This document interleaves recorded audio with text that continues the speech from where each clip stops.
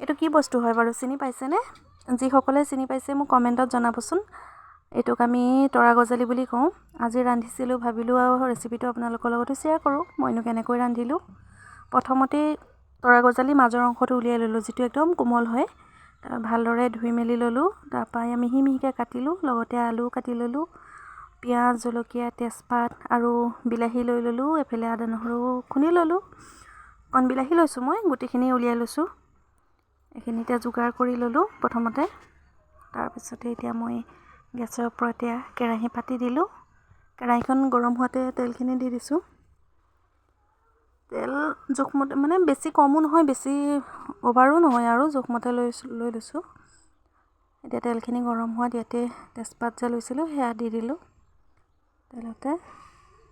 লগতে আকৌ দিলোঁ পিঁয়াজ, জলকীয়া। এতিয়া পিঁয়াজখিনি অলপ সময় ভাজি ল'ম। আপোনালোকে খাইছে নাই বাৰু তৰা গজালি? যিসকলে খাইছে জনাবচোন। মই আগতেও খাই পাইছোঁ, তথাপিতো ভাবিলোঁ আজি আপোনালোকৰ লগতো শ্বেয়াৰ কৰোঁ।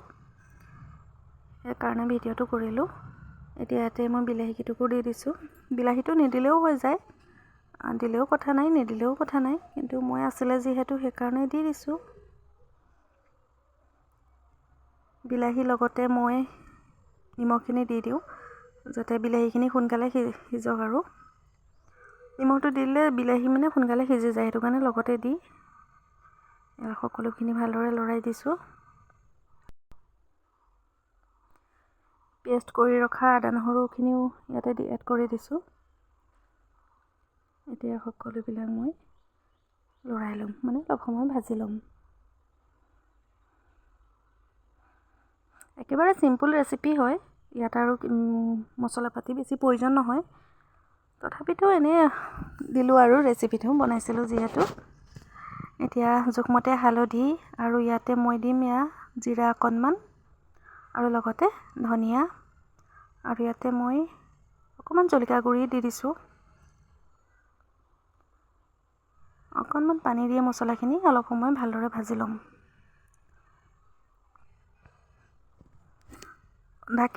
ঢাকি দিছোঁ অলপ সময়। ঢাকি ভাজিলে মানে কি হয়, সোনকালে সিজি যায়, আৰু বিলাহী পিঁয়াজ চিয়াজবোৰ ভালদৰে সিজি যায়। সেইটো কাৰণে মই ঢাকি ভাজোঁ।